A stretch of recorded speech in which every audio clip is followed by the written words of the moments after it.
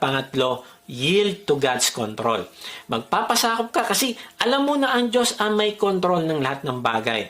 Maring tinatanong mo, paano ako magpapatawad lalo na kung napakasakit ng ginawa sa akin? Naku, tanungin natin si Joseph. Paano ba nagpatawad si Joseph sa mga kapatid niya na naging sanhi ng kanyang 13 years na pagkaalipin at pagkakulong? Napakasakit ng ginawa sa kanya ng kanyang mga kapatid. Pero tignan mo kung anong sikreto ni Joseph kaya siya nakapagpatawad. Ang sagot ay nasa Bible. Tuloy natin ang talata Genesis 45:5. Ngunit wag na ninyong ikalungkot ang nangyari. Wag ninyong sisihin ng inyong sarili sa ginawa ninyo sa akin. Ang Diyos ang nagpadala sa akin dito upang iligtas ang maraming buhay.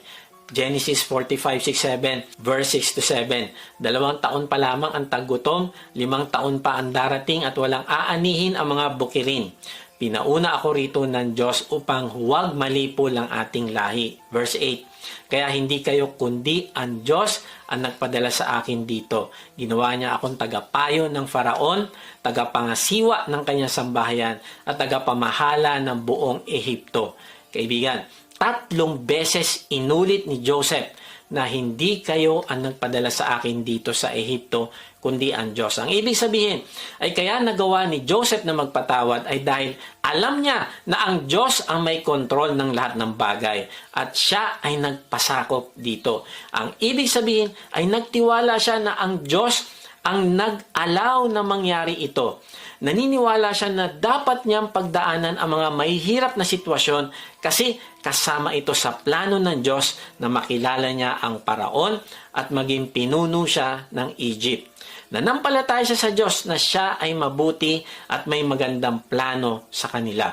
Alam ng Diyos na magkakaroon ng tagtuyot at upang mailigtas niya ang angkan nila na pagmumulan naman na magiging Savior ng sanlibutan, ang Panginoong Hesus, ay pinauna niya si Joseph sa Egypt. Kaibigan, ganito magplano ang Diyos. Siya ang may kontrol ng lahat ng bagay. Kaya nga kung nananampalataya ka na ang Diyos ang may kontrol ng lahat ng bagay, ay magpasakop ka at sumunod sa Kanya. Ayusin mo ang conflict mo sa ibang tao. Romans 8:28, alam nating sa lahat ng bagay ay gumagawa ang Diyos para sa ikabubuti ng mga nagmamahal sa Kanya. Silang mga tinawag ayon sa Kanyang layunin. Kaibigan, manampalataya ka na ang lahat ng bagay ay aayusin ng Diyos para sa ikabubuti ng mga nagmamahal sa Kanya. Kung hinayaan ng Diyos na saktan ka ng isang tao, ay meron itong purpose. At kung magpapatawad ka, makikipag-reconcile ka, kung patuloy ka magtitiwala at susunod sa Diyos, ay papahayag din ng Diyos ang dahilan ng kanyang layunin at aayusin niya yan para sa ikabubuti. Now, sabi sa talata, ay sa lahat ng bagay ay gumagawa ang Diyos para sa ikabubuti. Ang ibig sabihin ng lahat ay kasama dyan ang masasakit na salita na sinabi sa'yo ng kaibigan mo. Kasama dyan ang pagtraidor sa'yo. Kasama dyan ang panloloko sa'yo. Kasama dyan ang pagchichismis sa'yo at marami pang iba. Kaya nga manampalataya ka na gumagawa ang Diyos para sa ikabubuti. Now, i-analyze mo ito kaibigan. Bago palikain ang lahat ng bagay ay nakaplano na natatraidorin ang Panginoong Yesus. Ang krus ay picture ng sukdulang kasamaan ng tao. At ito ang pinakamalaking injustice para sa isang tao. Maaaring sinasabi mo, walang hustisya, gusto ko gumanti, masakit ang ginawa sa akin. Kaibigan, relax. Magtiwala ka sa Diyos. Ang ginawa sa Panginoong Yesus ang pinakamalaking injustice. Pero tinanggap niya ito at nagpatawad sa mga pumatay sa Kanya. Bakit? Kasi God is in control. Alam niya na gumagawa ang Diyos para sa ikabubuti ng tao. Sabi sa Gawa 2:22, nagpatuloy si Pedro sa pagsasalita, mga kababayan kong Israelita, makinig kayo sa akin. Si Jesus na taga Nazaret ay sinugo ng Diyos sa inyo at pinatotohanan ito ng Diyos sa pamamagitan ng mga himala at kamanghamanghang ginawa niya sa pamamagitan ni Jesus. Alam nyo mismo ang mga ito dahil ang lahat ng ito'y nangyari rito sa inyo. Verse 23, alam na noon pa ng Diyos na itong si Jesus ay ibibigay sa inyo at ganito na talaga ang kanyang plano. Ipinapatay ninyo siya sa mga makasalanan tao na nagpako sa kanya sa krus. Kaibigan, simulat sa pool ay nagplano na ang Diyos na mamamatay ang Panginoong Hesus sa krus para iligtas tayo sa ating mga kasalanan. Tinraidor si Joseph para iligtas ang kanyang pamilya, pero tinraidor ang Panginoong Hesus para iligtas ang ating kaluluwa. Ito ang purpose at plano ng Diyos. Kaya nga ang Panginoong Hesus ay nagpatawad sa mga pumatay sa Kanya. Kasi alam niya na God is in control at kasama ito sa plano para sa ikabubuti ng lahat. Others-centered. Lucas 23:34, sinabi ni Jesus, Ama, patawarin mo sila dahil hindi nila nalalaman ang kanilang ginagawa. Ang krus ay ang greatest evil na nagawa ng tao para sa Diyos. Pero ito din ay kasama sa plano ng Diyos na magdadala naman ng greatest good sa ating lahat na mananampalataya sa Panginoong Hesus. Kaya nga, parang sinasabi ng Panginoon na okay lang mahirapan ako at mamatay. God is in control. Mababayaran ko ang kasalanan ng mga minamahal ko at mabubuhay akong muli. At pag nabuhay akong muli, ay makakasama ko sa langit ang mga taong sa akin ay nanampalataya. Kagaya ni Joseph, alam niya na plano ng Diyos na sila ay iligtas. Kaya nagpasakop siya dito at nagtiwala. Paano?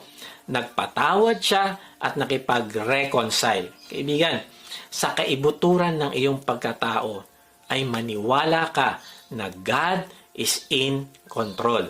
Magpasakop ka dito. Hindi ka kontrolado ng mga taong nanakit sa iyo. Hindi din nila kontrolado ang sitwasyon mo, kundi ang Diyos ang may kontrol ng nangyayari sa iyo. Gagamitin niya ang mga pangyayari na yan para sa pagbabago ng iyong karakter.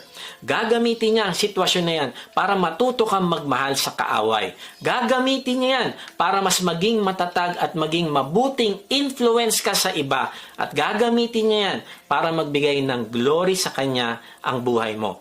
Kapag naniniwala ka na ang may kontrol ng lahat ng bagay ay ang Diyos, ay mas madali kang makakapagpatawad. May nakakwentuhan ako last week.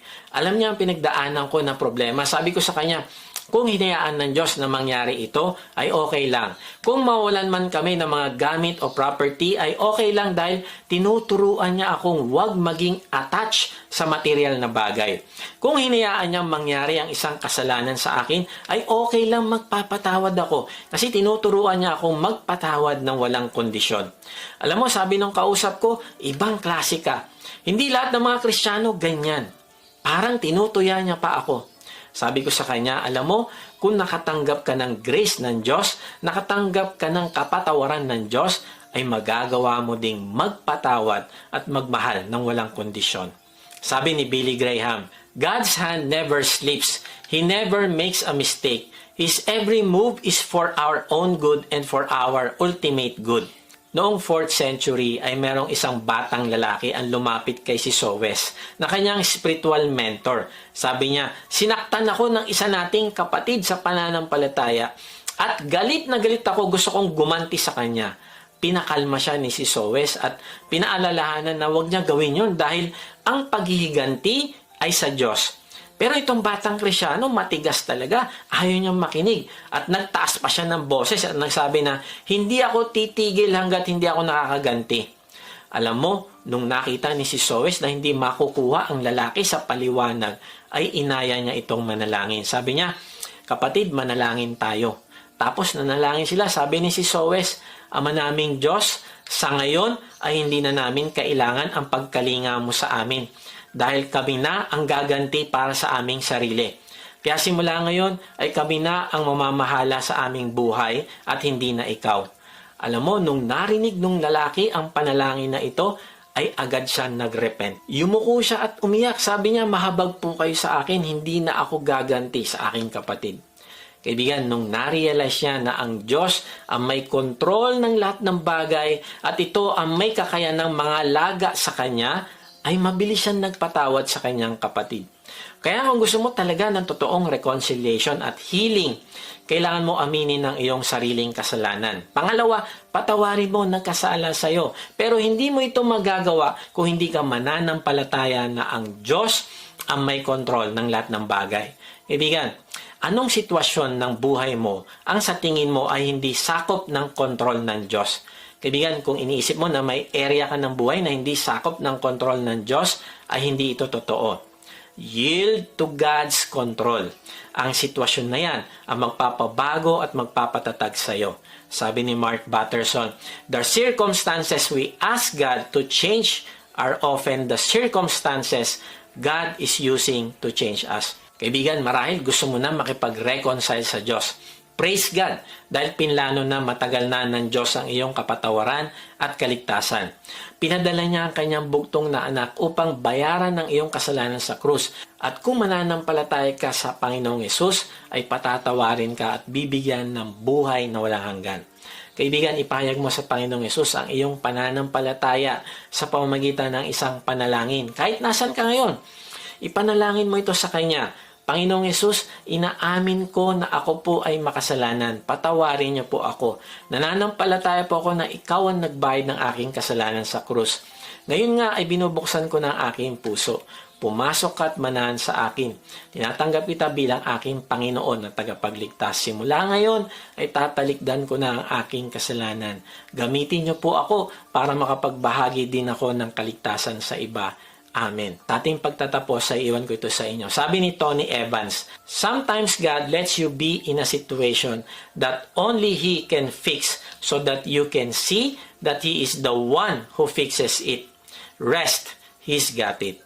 Kaibigan, nais ng Diyos na ikaw ay magkaroon ng peace at joy. Pero, hindi ito mangyayari kung hindi ka magkakaroon ng totoong reconciliation sa mga taong nakaalitan mo. Kaya para magawa mo ito ay una, joyfully admit your own sin. Aminin mo ang iyong kasalanan. Kapag ginawa mo ito ay kinikilala mo na kailangan mo ang kapatawaran ng Diyos at pinapakita mo rin ang pangailangan mo sa kapatiran upang maging accountable ka sa kanila. Pangalawa, open your heart to forgive others. Patawarin mo ang mga taong nagkasala sa iyo. Kung pinatawad ka ng Diyos, ay marapat lang na magpatawad ka din sa taong nagkasala sa iyo. At pangatlo, yield to God's control.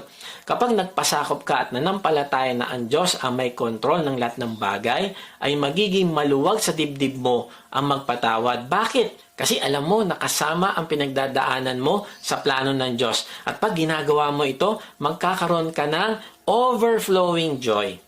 God bless.